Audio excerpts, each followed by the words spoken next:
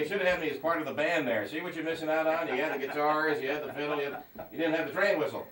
I got yelled at a couple times for that. So you had one too, and they said, no, don't put that in there, knock it off. I was supposed to have my dad do that. That's where the song kind of spurred from, was from I'd be woke up in the morning. Is that correct? Woken up? It's okay, in country music it's loud. I'd get up in the morning till I'd hear the train whistle, and should have had him come up to the studio too. So I've been yelled at a couple times for not having a train whistle in that song. All right, these are the boys of, well, some of the boys of Ridge Runner. And tell us all about the trip to Nashville. Nashville was wonderful. We met a lot of wonderful people and seen a lot of wonderful sights, and did 2 shows down there. We played the Cadillac Ranch on Tuesday night, and we did a showcase for about 5 or 6 record labels on Wednesday night with HMG Nashville. And according to the website and what we heard that night and the next day, we got a lot of wonderful feedback, so some people are interested. Excellent. But nobody came up and with a big cigar and said, I'm going to make you guys big stars. Nobody gave us a check or... Not yet. Not yet. Yeah, it takes time. You've been in it long enough to know you got to do the footwork, and you're going to have a few doors slammed in your face, but it's just when you least expect it, somebody's going to come along and sign you up. I hope so. But in the meantime, you're going to continue to kind of work down there and stay up here, or how's it going to work for y'all? Well, we've paired up with Soul Records here in Bright, Indiana, with Ryan Bueller, and pretty much going to try to handle the indie thing and do the digital realm on the internet. Do a lot of digital download. We got people in China listening to us. Talked to a young lady the other night online from Czechoslovakia, Yugoslavia. No, but she wants you to bring her over to the United States and marry her. You ever seen those books or those catalogs? Yeah, that's where Better Pickup Lines comes into it. Oh boy, that's we're gonna play that one there a little bit. That's my favorite song on the second album. But yeah, the new media can do wonders for singers these days. Yeah, I mean we're hoping to get some interest out of Nashville and to see what that generates, and mainly looking for the gigs and pairing up, possibly doing a show. We're looking at possibly doing a show in October back in Nashville with a young lady, kind of with a Make-A-Wish Foundation, similar to that, and pairing up with some national acts there. So we're just kicking the ball around, see what comes up.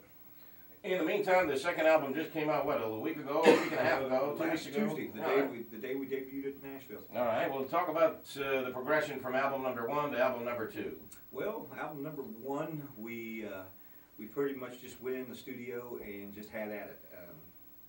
Kind of took our songs and just went all out. I got to watch what I'm saying on the radio early in the morning.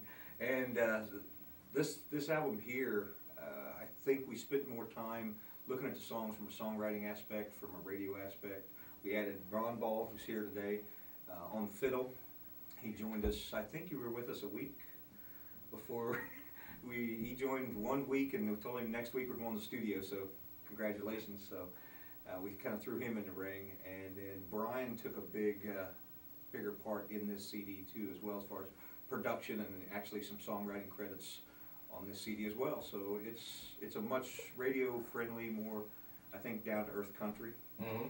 Well, I think the last time he was in here, you talked a little bit about, just kind of maturing as, not only as people, but as songwriters. Yes, I think definitely all of us, everybody in the band has, we almost wanted to call the album Breathe, but it was kind of, we thought that was a little too Shania Twain-y. So, but it just, everything has more air in it. Every song breathes more, and I don't know.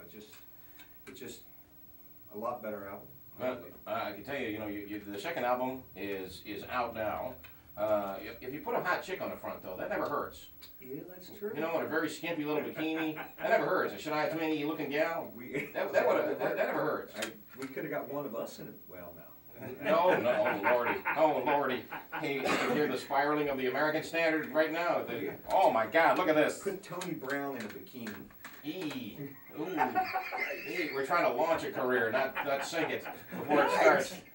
All right, these are the boys at Ridge Runner, and when we get back from a brief break here, they're going to fire up a tune for us live. Just 2 of the 6 members. They've got a couple of other guys we want to mention here a little bit. Matter of fact, my man Joe Zoller, who I've known for, I don't know, I've known you for a long time, but I've known Joe for 10 or 12 anyway.